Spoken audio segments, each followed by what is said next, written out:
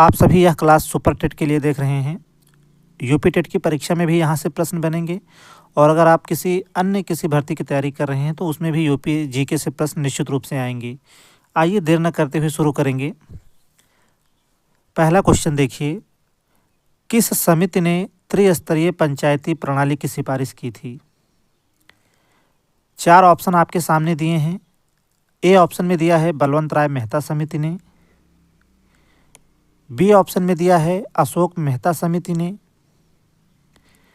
Option C में दिया है राव समिति ने और डी में दिया है इनमें से कोई नहीं। किस समिति ने त्रिस्तरीय पंचायती प्रणाली की सिफारिश की? तो राइट आंसर आपका हो जाएगा ऑप्शन ए, यहाँ पर बलवंत राय मेहता समिति ने। पहला ही ऑप्शन जो है आपका यहाँ पर करेक्ट होगा। दूसरे प्रश्न को देखेंगे। निम्न में सही सुमेलित नहीं है। प्रश्न नंबर 2 आपसे पूछ रहा है कि इनमें से कौन सा जोड़ा जो है सही सुमेलित नहीं है। ऑप्शन ए में दिया है बायोटेक पार्क क्या लखनऊ में है, बी ऑप्शन में दिया है टोनिका सिटी क्या नोएडा को कहा जाता है, सी ऑप्शन में दिया है प्लास्टिक सिटी क्या कानपुर को कहा जाता है और डी में दिया है लेदर टेक पार्क क्या कानपुर को कहा जाता है। देखिए बायोटेक पार्क लखनऊ में है, यह बिल्कुल सही दिया हुआ है। और देखिए टोनिका सिटी देखिए नोएडा में नहीं है, यह जो है गाजियाबाद में है। तो देखिए कौन सा जोड़ा जो है सही सुमेलित नहीं है, तो बी आपका करेक्ट आंसर हो जाएगा। टोनिका सिटी जो है नोएडा में नहीं है, वह गाजियाबाद में है। और देखिए प्लास्टिक सिटी कानपुर को कहा जाता है, बिल्कुल सही दिया हुआ है। और लेदर टेक पार्क देखिए कहाँ है, तो कानपुर में। देखिए लेदर पार्क पूछता है, लेदर पार्क, तो देखिए आगरा आपका उत्तर हो जाएगा। लेकिन यहाँ देखेंगे लेदर टेक पार्क पूछा है तो कानपुर बिल्कुल सही दिया हुआ है। संयुक्त रूप से उन्नाव भी इसके साथ रहता है, तो यह भी आपका सही दिया हुआ है। चलिए, पूछ रहा था कौन सा सुमेलित नहीं है, तो बी आपका राइट आंसर हो जाएगा। टोनिका सिटी देखिए नोएडा को नहीं बल्कि गाजियाबाद को कहा जाता है। जबकि देखिए लेदर टेक्नोलॉजी पार्क पूछे तो कानपुर या उन्नाव अभी हमने बताया, या इसे लेदर टेक्नोलॉजी पार्क भी कहा जाता है। और टॉय या वेब सिटी किसे कहा जाता है, तो ग्रेटर नोएडा को।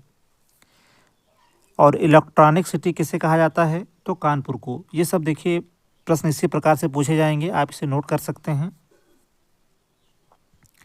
आगे चलेंगे।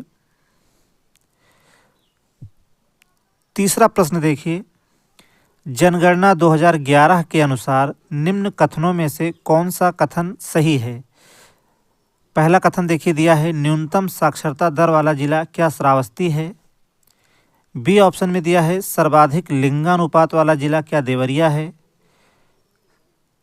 तीसरे में दिया है न्यूनतम जनघनत्व वाला जिला क्या ललितपुर है और चौथे कथन में दिया है नगर निगम क्षेत्र की जनसंख्या के आधार पर राज्य का सर्वाधिक जनसंख्या वाला नगर क्या कानपुर है। 4 विकल्प देखिए आपके सामने हैं। ऑप्शन ए में दिया है पहला व दूसरा कथन सही है, बी में दिया है पहला व तीसरा कथन सही है और सी में दिया है दूसरा व चौथा कथन सही है, जबकि डी में दिया है तीसरा व चौथा कथन सही है। तो देखिए पहले कथन की बात करें तो न्यूनतम साक्षरता दर वाला जिला जो है श्रावस्ती है, बिल्कुल सही दिया हुआ है। और दूसरे कथन की बात करें तो देखिए सर्वाधिक लिंगानुपात वाला जिला देवरिया नहीं है, मतलब दूसरा कथन आपका गलत हो जाएगा। सर्वाधिक लिंगानुपात वाला जिला जो है जौनपुर है। तीसरा विकल्प देखिए दिया है न्यूनतम जनघनत्व वाला जिला जो है ललितपुर है, यह भी बिल्कुल देखिए पूरी तरह से सही दिया हुआ है। चौथे कथन में दिया है नगर निगम क्षेत्र की जनसंख्या के आधार पर राज्य का सर्वाधिक जनसंख्या वाला नगर कानपुर है, तो यह भी देखिए गलत दिया हुआ है। कानपुर नहीं बल्कि प्रयागराज है। तो देखिए चौथा कथन गलत हो जाएगा और दूसरा कथन गलत हो जाएगा, पहला सही हो जाएगा और तीसरा ऑप्शन बी में देखिए यहाँ पर दिया है, बी आपका करेक्ट आंसर हो जाएगा। चलिए, सर्वाधिक साक्षरता वाला जिला जो है कानपुर है और सर्वाधिक लिंगानुपात वाला जिला जो है जौनपुर है। और सर्वाधिक जनसंख्या वाला नगर आपसे पूछे तो प्रयागराज है, यहाँ कानपुर दिया था, इसलिए यह भी कथन जो है गलत था। आगे बढ़ेंगे। सही सुमेलित है, इनमें आपको बताना है कौन सा विकल्प जो है सही सुमेलित है। ऑप्शन ए में दिया है, देखिए ये लोकगीत दिया है, बिरहा का संबंध क्या भोजपुर से है, कजरी का संबंध क्या अवधि से है, सी में दिया है मल्हार का संबंध क्या कौरवी से है, और रसिया का संबंध क्या ब्रज से है, और ऑप्शन ई में दिया है उपरोक्त सभी। देखिए बिरहा आप सभी को पता है पूर्वांचल से संबंधित है, और पूर्वांचल किसे कहा जाता था, भोजपुर। तो पहला ऑप्शन देखिए पूरी तरह से सही दिया हुआ है। कजरी भी देखिए अवध से संबंधित है, मल्हार भी देखिए कौरवी से संबंधित है, और रसिया ब्रज से संबंधित है। तो देखिए यहाँ उपरोक्त सभी सही हो जाएगा, उपरोक्त सभी विकल्प जो है सही दिए हुए हैं। देखिए ये सब महत्वपूर्ण फैक्ट है, आप इन्हें नोट करते चलेंगे। चलिए ई ऑप्शन यहाँ पर राइट हो जाएगा।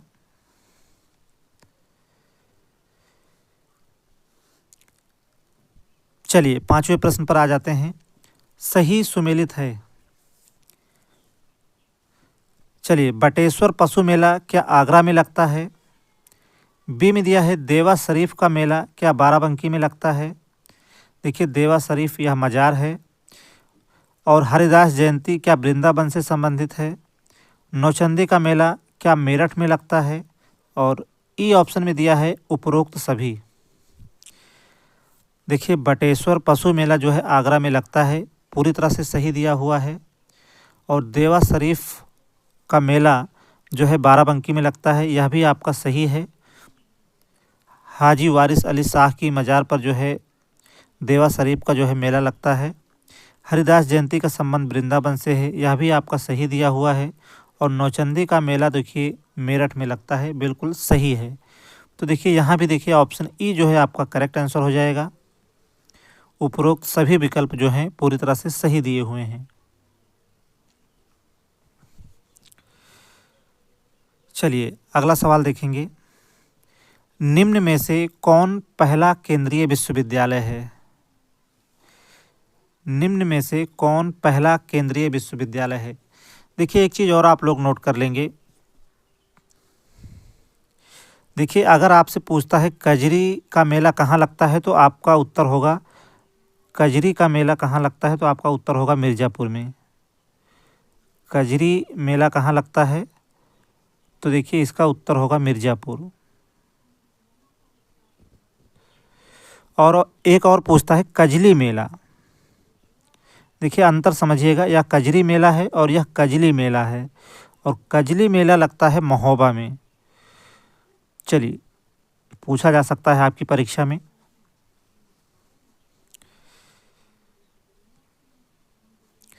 चलिए प्रश्न संख्या 6 के लिए अब आप लोग उत्तर करेंगे।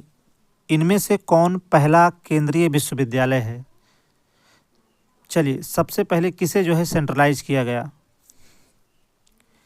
बीएचयू वाराणसी को, अलीगढ़ मुस्लिम विश्वविद्यालय को, इलाहाबाद विश्वविद्यालय को, या फिर डॉक्टर भीमराव अंबेडकर विश्वविद्यालय लखनऊ को। चलिए आपको बताना है सबसे पहले सेंट्रलाइज किसे किया गया, या कौन जो है पहला केंद्रीय विश्वविद्यालय है। तो देखिए पहला केंद्रीय विश्वविद्यालय है बीएचयू वाराणसी, ये आपका करेक्ट आंसर हो जाएगा। सबसे पहले सेंट्रलाइज किया गया बीएचयू वाराणसी को।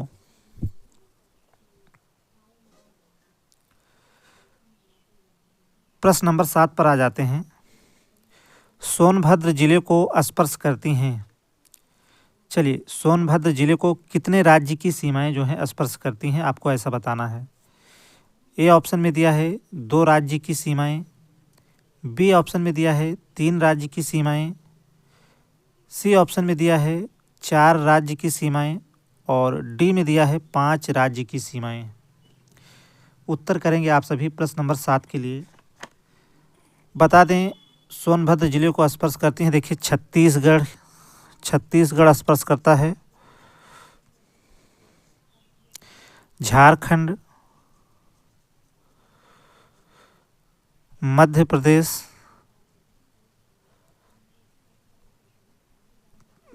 प्रदेश और बिहार भी देखिए टच करता है। तो कितने राज्य की सीमाएं सोनभद्र जिले को स्पर्श करती हैं? तो आपका उत्तर होना चाहिए 4 राज्य की सीमाएं। सी आपका करेक्ट आंसर होगा। और मध्य प्रदेश एक ऐसा राज्य है जो उत्तर प्रदेश के 11 जिलों के साथ जो है सीमा साझा करता है।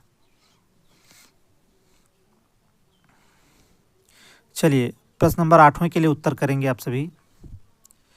उत्तर प्रदेश अग्रणी उत्पादक है किसमें? पहले ऑप्शन में दिया है गेहूं, गन्ना, आलू। बी में दिया है गेहूं, आलू, मूंगफली में। सी में दिया है आलू, गन्ना, चावल में। और डी में दिया है गन्ना, कपास और आलू में। चलिए सोच समझ के उत्तर करेंगे आप सभी। देखिए डी नहीं होगा। अगर आप सी सोच रहे हैं तो यह भी नहीं होगा। आपका राइट आंसर होगा ऑप्शन ए, गेहूं, गन्ना और आलू में। पहला ही ऑप्शन आपका करेक्ट होगा यहाँ पर।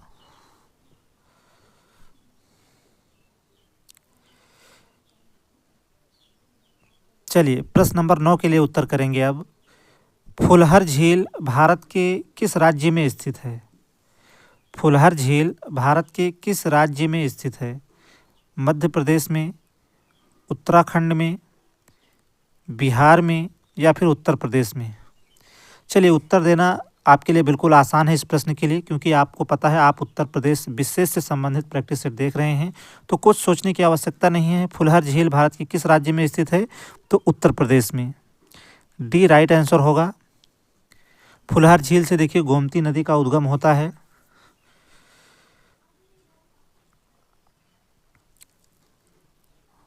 चलिए 10वां प्रश्न देखिए। सही सुमेलित है, आपको बताना है इनमें से कौन सा जोड़ा जो है सही सुमेलित है। ऑप्शन ए में दिया है नवाबगंज पक्षी विहार, क्या उन्नाव में है? देखिए एक प्रश्न में आपको लगभग 3 से 4 प्रश्न मिल रहे हैं और इन्हें आप नोट करते चलेंगे तो आपके लिए आसानी होगी, आपकी स्मृति में भी बने रहेंगे। बी में दिया है देखिए ओखला पक्षी विहार गौतम बुद्ध नगर में है। सी में दिया है समसपुर पक्षी विहार रायबरेली में है। डी में दिया है पार्वती अर्गा पक्षी विहार, क्या गोंडा में है? और ई ऑप्शन में दिया है उपरोक्त सभी विकल्प जो हैं पूरी तरह से सही दिए हुए हैं। देखिए नवाबगंज पक्षी विहार जो है उन्नाव में है, बिल्कुल सही है। और देखिए उत्तर प्रदेश का सबसे पहला पक्षी विहार अगर आपसे पूछे तो नवाबगंज पक्षी विहार हो जाएगा। इसे चंद्रशेखर आज़ाद पक्षी विहार भी कहा जाता है। ओखला पक्षी विहार देखिए गौतम बुद्ध नगर में है। समसपुर पक्षी विहार भी रायबरेली में है। और पार्वती अर्गा पक्षी विहार जो है गोंडा में है। तो देखिए चारों ही ऑप्शन पूरी तरह से सही दिए हुए हैं, इसलिए आपका राइट आंसर हो जाएगा ऑप्शन ई, उपरोक्त सभी विकल्प जो है पूरी तरह से सही दिए हुए हैं। और देखिए अगर आपसे सबसे बड़ा पक्षी विहार पूछे तो लाख बहोसी पक्षी विहार होगा जो कि कन्नौज में है। और सबसे छोटा पक्षी विहार पूछे तो पटना पक्षी विहार जो कि एटा जिले में है। चलिए 10वें के लिए देखिए ई ऑप्शन आपका राइट होगा। वैसे तो देखिए 10 प्रश्न लिए गए थे, लेकिन आप देखेंगे तो लगभग 20 प्रश्न यहाँ पर हमने कवर किए हैं, क्योंकि देखिए एक एक प्रश्न में आपको लगभग 3 से 4 प्रश्न मिल रहे थे। इन्हें आप नोट करते चलेंगे, परीक्षा के समय देखिए आपकी स्मृति में ये बने रहेंगे। आज की क्लास यहीं तक। क्लास में लगातार बने रहने के लिए आप सभी मित्रों का बहुत बहुत धन्यवाद।